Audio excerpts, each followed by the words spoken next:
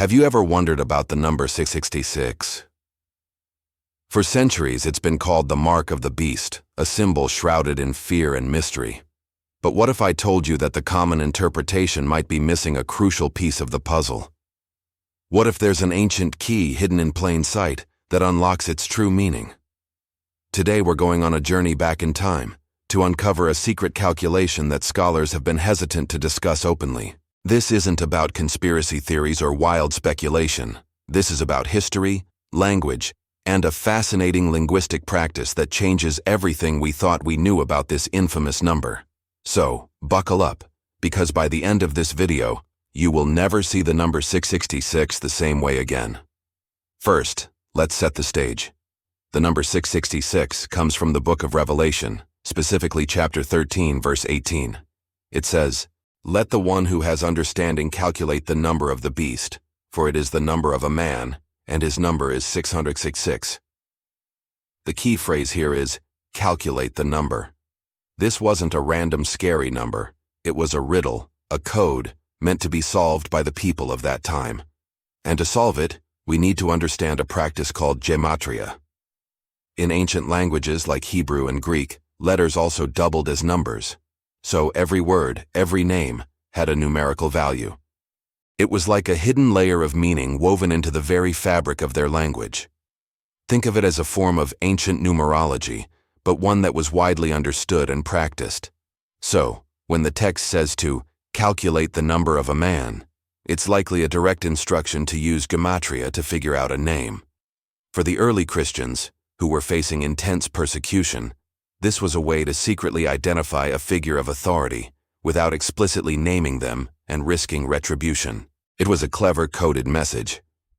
Over the centuries, people have tried to make all sorts of names fit the number 666, but many of these attempts involve twisting the rules or using inconsistent methods.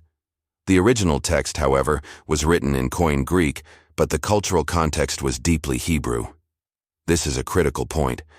To truly understand the riddle, we need to think like its original audience. This brings us to the emperor, who was in power during the time many scholars believe the book of Revelation was written. Emperor Nero. Known for his tyranny and for being one of the first Roman emperors to persecute Christians, he was a figure of immense fear and hatred for the early church. His name in Latin was Nero Caesar. Now, here is where it gets fascinating. When you take the Latin name Nero Caesar and transliterate it into Hebrew letters, you get Neron Caesar. The Hebrew letters are Nun, Resh, Vav, Nun, Kuf, Samek, Resh. Now let's apply Hebrew Gematria. Nun is 50, Resh is 200, Vav is 6, Nun is 50. That's 306 so far. Then for Caesar, we have Kuf, which is 100, Samek, which is 60, and Resh, which is 200. Add that up, and you get 360. Now, add the two parts together. 306 plus 360. What do you get? Exactly 666. It's a perfect direct match using the linguistic tools of the era. It's not a stretch, it's a straightforward calculation. Neron Caesar, in Hebrew letters, adds up precisely to 666. This isn't some modern discovery either. It's a well-established academic understanding, but it's one that rarely makes its way into popular discussions. Why is that? Perhaps because it demystifies the number. It grounds it in a specific historical context, pointing to a specific human emperor, rather than a future supernatural entity. It transforms the mark of the beast from a far-off prophecy into a powerful political statement against the oppressive Roman Empire and its emperor, who demanded to be worshipped as a god. So, what does this mean for us today? It suggests that the mark of the beast was never about microchips, barcodes, or some future global dictator. It was a symbol of allegiance to a corrupt, tyrannical system that stood in direct opposition to their faith. The mark was about choosing to align oneself with the empire's values, power, idolatry, and persecution, over the values of their beliefs. It was about where your ultimate loyalty lies. This historical understanding doesn't take away the power of the message. It actually deepens it. The warning is timeless. It's a call to be discerning about the systems of power we support and the marks of allegiance we might adopt, whether they're cultural, political, or ideological. Think about it. The challenge to calculate the number was a call to be wise, to see through the propaganda of the powerful. It was an encouragement to identify the Neros of any generation, the figures and systems that demand absolute loyalty and devalue human life. The message of Revelation, seen through this lens, becomes a powerful call for courage and integrity in the face of oppressive power structures. It's not about fearing a number, but about wisely resisting the spirit of tyranny, whatever form it takes. It's a message of hope and resilience for those living under difficult circumstances, assuring them that such oppressive systems will not last forever.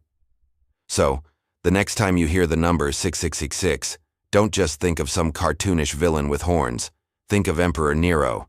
Think of the early Christians using a coded message to identify the oppressor. And most importantly, think about what it means to live with wisdom and integrity in our own world. What are the empires of today that demand our unquestioning loyalty? It's a question that's just as relevant now as it was 2,000 years ago.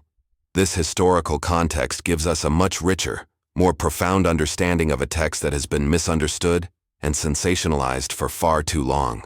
It's a testament to the idea that sometimes the greatest truths are found not in wild speculation, but in a careful and respectful look back at history. This reframing is truly a game changer.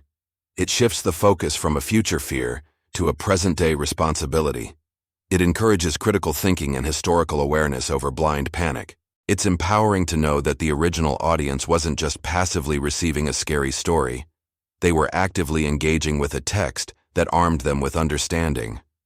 The fear associated with 66 has been a powerful tool for control, but knowledge is the antidote to that fear. By understanding the Nero-Caesar Gematria connection, we reclaim the narrative. We see it for what it is, a powerful piece of ancient political and spiritual resistance. What do you think? Does this historical explanation change your perspective on 666? It's a lot to take in, I know. But for me, discovering this was like a light bulb turning on, illuminating a passage that had always seemed so dark and confusing. It's a reminder that context is everything. History, language, and culture are the keys that unlock the true meaning behind these ancient texts. The Bible is not a flat book. It's a deep and complex library, and we do it a disservice when we ignore the world in which it was written. Thank you so much for joining me on this deep dive. I hope it's given you a new and valuable perspective. If you found this fascinating, please hit that like button and subscribe for more content that challenges assumptions and explores history's hidden secrets. And don't forget to share your thoughts in the comments below. I read every single one. Until next time, stay curious and keep questioning.